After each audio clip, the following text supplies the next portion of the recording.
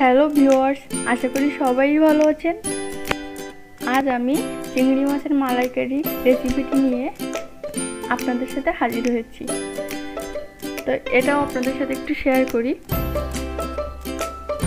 যে কোনো চিংড়ি মাছ দিয়ে এই রেসিপিটি আপনারা বাড়িতে তৈরি করতে পারবেন এবং খুব সহজে আর অত্যন্ত সুস্বাদু হয় এই রেসিপিটি।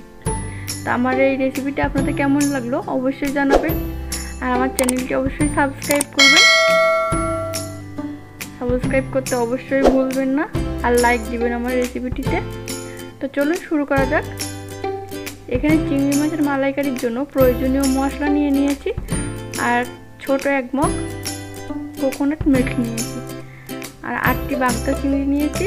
সেখানে একটু লবণ হলুদ দিয়ে মিশিয়ে রেখেছিলাম, আর প্যানে কিছুটা সরিষার তেল দিয়ে এর মধ্যে আমি চিংড়ি মাছগুলো দিয়ে একটু হালকা ফ্রাই করে নেব। চিংড়ি মাছ বেশি ভাজতে গেলে এটা খাওয়ার সময় ভালো লাগবে না, রাবারের মতো হয়ে যাবে। তা হালকা এপিট ওপিট ভাজি করে আমি এটা উঠাই নিচ্ছি। 1 থেকে 1.5 মিনিট আমি এটা ফ্রাই করে নিয়েছিলাম, এটা উঠাই নিচ্ছি।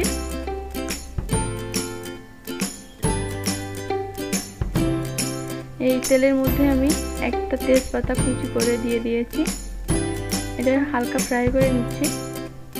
এর ভিতর 2 টেবিল চামচ পরিমাণ পেঁয়াজ কুচি অ্যাড করলাম। এটা খুব ভালোভাবে আমি ফ্রাই করে নেব, হালকা ব্রাউন কালার হওয়া পর্যন্ত।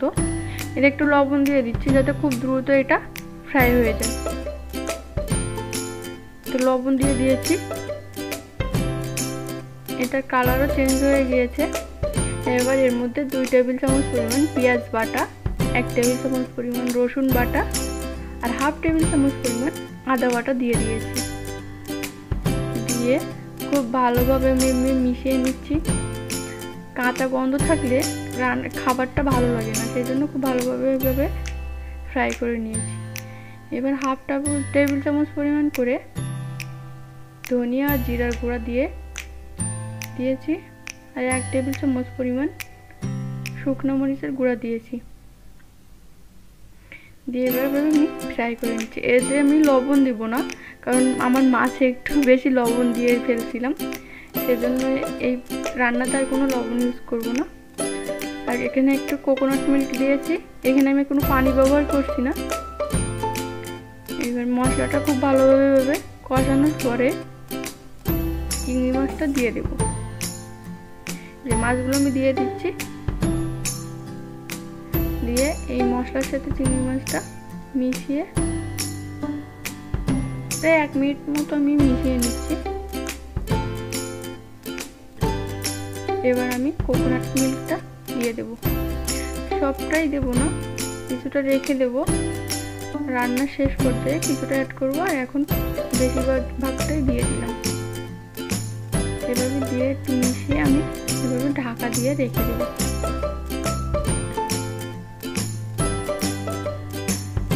এবার আমি ঢাকা দিয়ে দিচ্ছি। এভাবে 5 মিনিট পরে আবার ফিরে আসছি। তো 5 মিনিট হয়ে গিয়েছে, কালারটাও চেঞ্জ হয়ে গিয়েছে, আর ঝোলটাও কমে এসছে। এবার এর ভিতর আমি অল্প করে চিড়ে রাখা 5টা কাঁচা মরিচ দিয়ে দেব।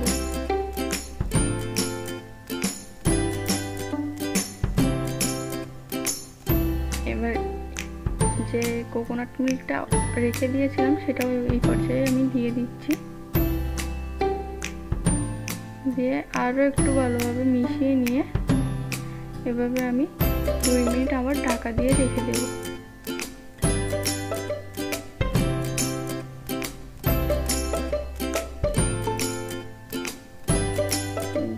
পরে আবার আমি ঢাকনাটা খুলে এর মধ্যে একটু চিনি দিয়ে দিচ্ছি। এই রেসিপিটি একটু মিষ্টি মিষ্টি হলেই বেশি ভালো লাগে আমার মনে হয়, আপনারা না চাইলে নাও দিতে পারেন। তো এইভাবে আমি একটু মিশিয়ে নিয়েছি। তো দেখতেই পাচ্ছেন হয়ে গিয়েছে আমার রান্নাটা, কারণ পাশ দিয়ে তেল ছেড়ে দিয়েছে। এই যে তেলটা ছেড়ে গিয়েছে। তো আমি এবার পরিবেশন করে নিয়েছি, এই যে দেখেই বুঝতে পারছেন কতটা লোভনীয় হতে পারে এই রেসিপিটি। খুব সহজেই এই রেসিপিটি তৈরি করা যায় এবং খেতেও অত্যন্ত সুস্বাদু হয়। তা আপনারাও বাড়িতে ট্রাই করতে পারেন এই সহজ রেসিপিটি। আর আমার রান্নাটা কেমন লাগলো অবশ্যই জানাবেন এবং আমার রেসিপিটিতে একটি লাইক দিবেন। আর হ্যাঁ, সাবস্ক্রাইব করতে মোটেই ভুলবেন না। তাহলে আজ এ পর্যন্তই। অন্য কোনো দিন অন্য কোনো রেসিপি নিয়ে আবার দেখা হবে। বাই।